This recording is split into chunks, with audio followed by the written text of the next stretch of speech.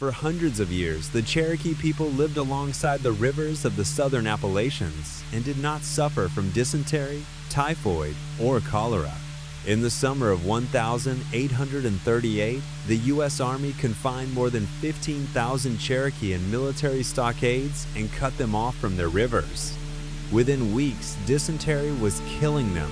By the time the march was over, as many as 4,000 Cherokee were dead. But the water system they were torn from, and why it worked, has never been fully told. To understand what was lost in 1838, you have to understand what the Cherokee had built over centuries of living with these rivers. The Cherokee had a comprehensive, interlocking system of relationships with the waterways that ran through their homeland in what is now Georgia, Tennessee, Alabama, and North Carolina. And at the center of that system was a figure they called the Long Man. In Cherokee cosmology, the river was a living being. Ganahida Asgaya.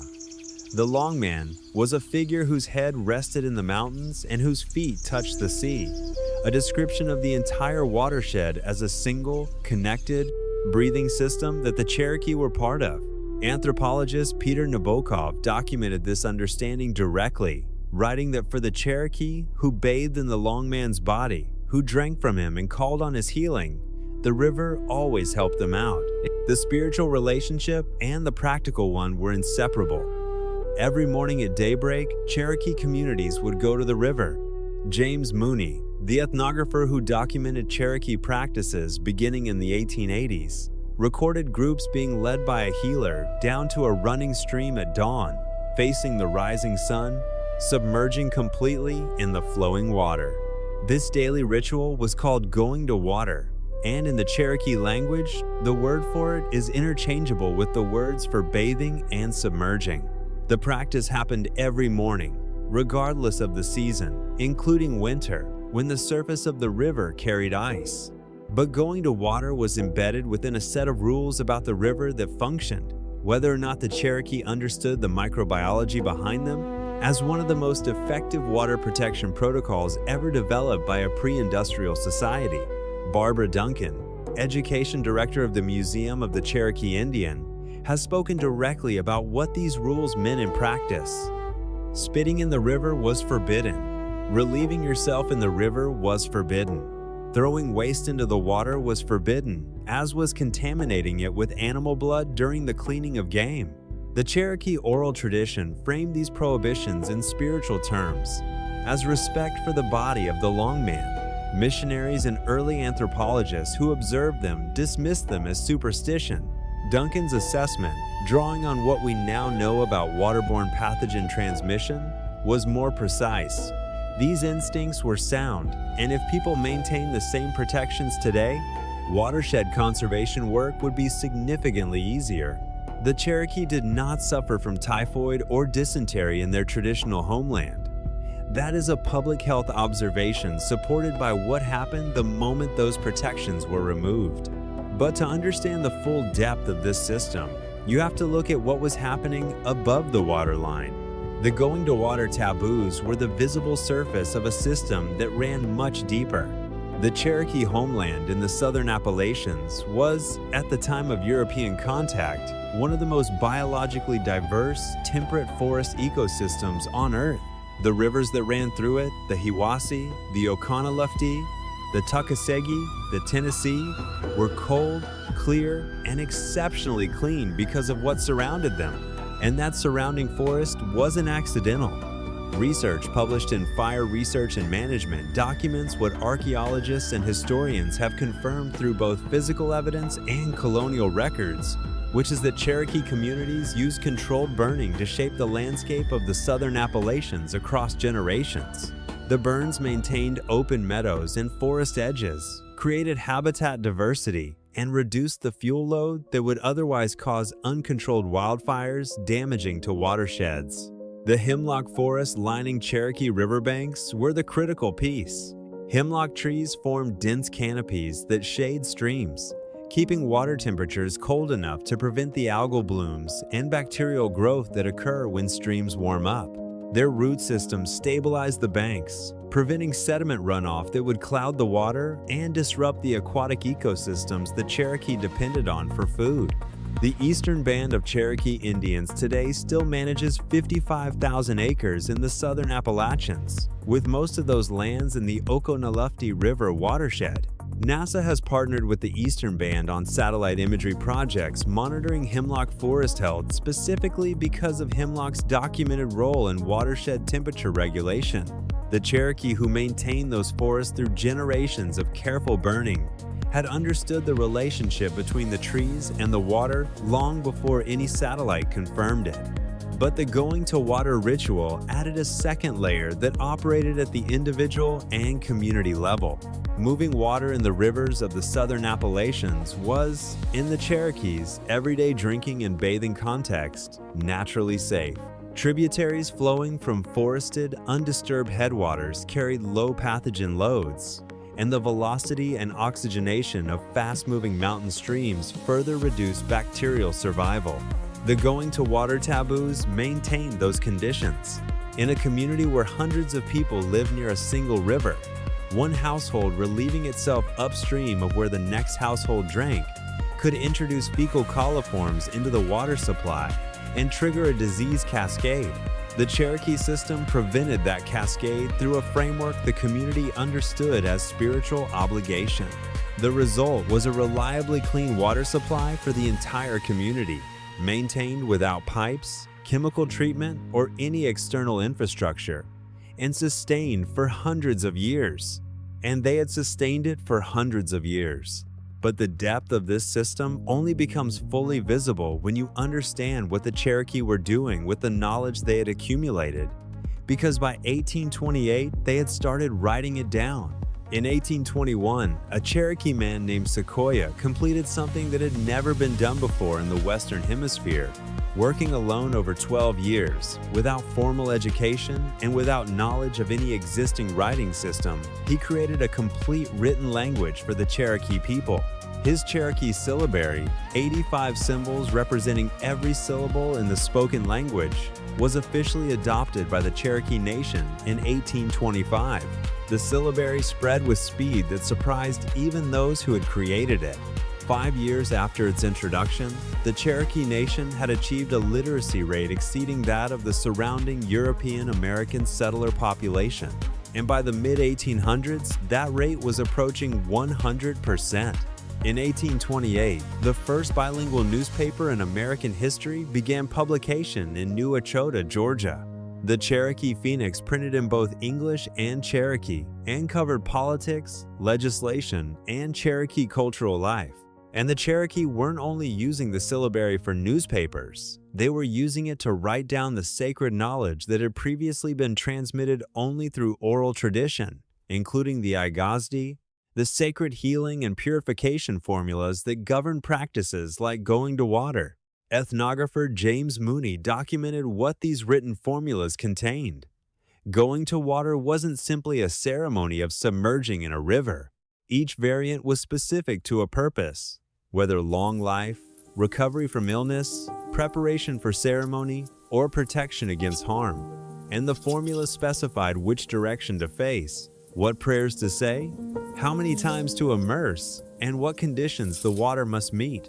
The Agazdi texts were written and preserved in private notebooks by Cherokee healers and medicine keepers. They were specific, technical, and remarkably detailed records of a water stewardship practice that had kept communities healthy for generations. In 1838, the U.S. Army began rounding up the people who carried those notebooks. Mooney's own collection of Cherokee sacred texts, compiled decades after the removal, was built partly from what survived. Formulas that medicine keepers had hidden, carried across 1,000 miles, and reconstructed from memory when no written copy remained. Some of it came back, a great deal of it didn't. And what was lost begins with what happened in the Stockades. On the 10th of May, 1838, General Winfield Scott issued a proclamation to the Cherokee Nation. He commanded approximately 7,000 U.S. soldiers and state militia, and his message was direct. Every Cherokee man, woman, and child must be in motion to relocate west of the Mississippi before another moon had passed. What followed was a military operation that eyewitnesses described in terms that were difficult to read even at the time. Reverend Daniel Buttrick, a missionary who had lived among the Cherokee for 20 years, wrote that from the moment of their arrest, the Cherokee were forced to live like animals, lying on open ground at night, exposed to wind and rain, huddled together regardless of age or condition, hastening toward death. Soldiers entered homes without warning and gave families no time to gather belongings. People were taken from their fields, their meals, their beds. Many left wearing only what they had on when the troops arrived. The Cherokee were then confined in military stockades and internment camps while the government organized the logistics of moving them west. The camps were overcrowded. The summer heat was relentless. And the thing that had defined Cherokee life for hundreds of years, their daily relationship with the clean moving rivers of the southern Appalachians, was gone. Military records confirmed that the Cherokee remained in these camps through the summer of 1838 and were immediately plagued by dysentery and other illnesses. Camp deaths from disease alone reached 353 before the march even began. Place that number next to what came before it. In their traditional homeland, maintaining their water stewardship system, the Cherokee had not suffered from dysentery. The taboos that protected their rivers, the going-to-water practice that kept them in daily contact with clean, moving water, the landscape management that kept their watershed clear and cold, all of it was rendered meaningless the moment they were confined in stockades, sharing static, contaminated water supplies. The pathogen transmission that the longman's taboos had prevented for generations happened within weeks once those protections were removed. Dysentery spreads through contaminated water and poor sanitation. The stockades provided both. A significant portion of the Cherokee death toll occurred not during the march itself, but in these camps, before the walking even started. The Army's own records confirmed the summer disease outbreak was severe enough that General Scott delayed the departure of several detachments.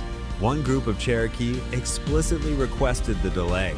Cherokee leaders were reluctant to travel in summer because an earlier group had made a water route journey in 1834 and died in large numbers from cholera in Arkansas. They understood the relationship between contaminated water and disease, even if they framed that understanding differently than the Army's physicians did. And when the march finally began in October, it walked directly into one of the worst recorded winters in the region's history.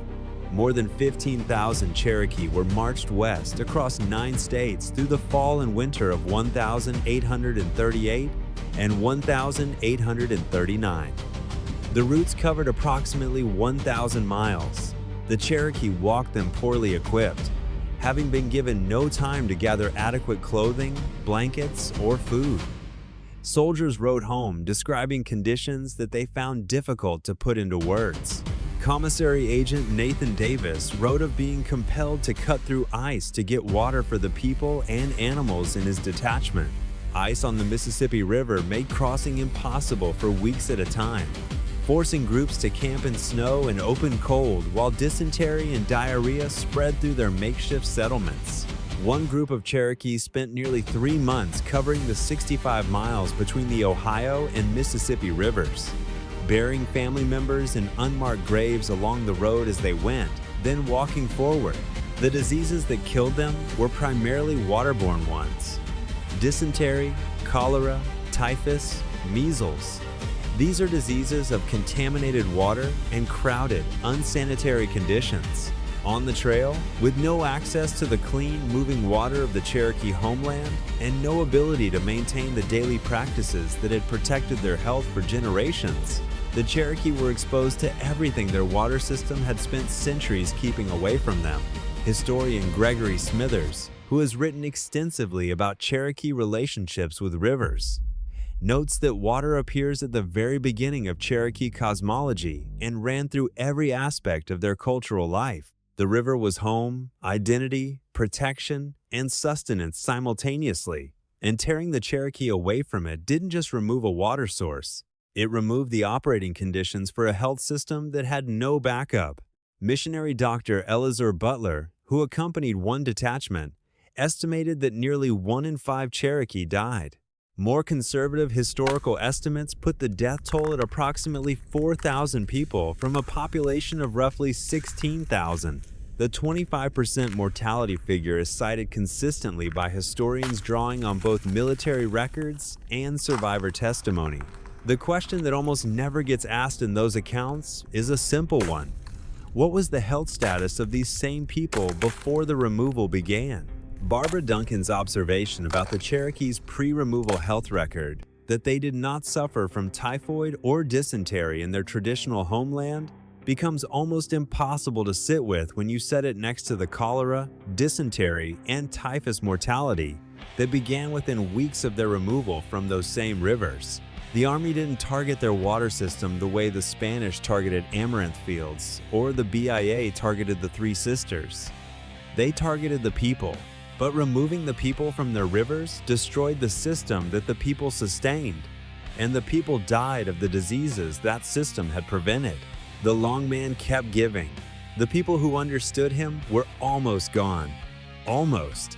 A small group of Cherokee evaded the Army's roundup in 1838 by hiding in the mountains of western North Carolina. Their descendants are the Eastern Band of Cherokee Indians, and they never left. Today, the Eastern Band manages more than 55,000 acres in the southern Appalachians, most of it within the Oconaluftee River watershed. They work with NASA satellite monitoring to track hemlock forest health because of hemlock's documented role in keeping their streams cold and clean. They are also fighting to remove the Gila Dam, built in 1925, which Eastern Band Forest Resource Specialist Tommy Cabe has described as a thorn in the leg of Longman because it blocks the free flow of the Oconaluftee from the rest of the Tuckasegee watershed. The going-to-water practice still exists in Eastern Band communities. The rivers where it is practiced are still considered sacred sites. The relationship with the Longman was not broken by the removal because the Eastern Band never left the Longman behind. James Mooney's collection of Igosdi texts, the sacred formulas that medicine keepers preserved through the removal and recorded in the Cherokee syllabary, are held at the Smithsonian Institution. Researchers and Eastern Band community members continue working on their documentation and interpretation today. The knowledge that survived has been protected by the Eastern Band for 187 years. The knowledge that was lost, the full development of a water stewardship system across the entire Cherokee Nation, across every watershed it would have managed and every community that would have practiced it, belongs to the category of losses with no clean ending. A system that kept 16,000 people free from waterborne disease for centuries, built on spiritual obligation, ecological management, and daily practice, was never given the chance to show what it could become. The Cherokee called their rivers the Longman because a source is something you extract from, and the Longman was something you were part of. The taboos the Cherokee maintained around those rivers, the ones missionaries dismissed as superstition in the 1800s, kept them clean for centuries. The going-to-water ritual that seemed merely ceremonial to outside observers was a daily public health practice, embedded so deeply in cultural identity that it persisted through every pressure the colonial period brought, until the Army took the people away from the rivers. Modern water engineers spend billions of dollars achieving what the Cherokee maintained through spiritual obligation and communal practice. The EPA regulates what the Longman's taboos prohibited for free. And the Eastern Band of Cherokee Indians is still out there, managing the Oconaluftee watershed, fighting to free the river from a dam that has blocked it for a century, going to water in the same streams their ancestors protected. The knowledge of what was lost in 1838 deserves to be part of every conversation about water, public health, and what gets erased when a people are separated from the land they understood. If this video uncovered history that was never in your textbooks, subscribe to Lost Tribes Knowledge. Every week, we dig up the wisdom, the knowledge systems, and the stories that were buried on purpose. The past isn't dead. It's just forgotten.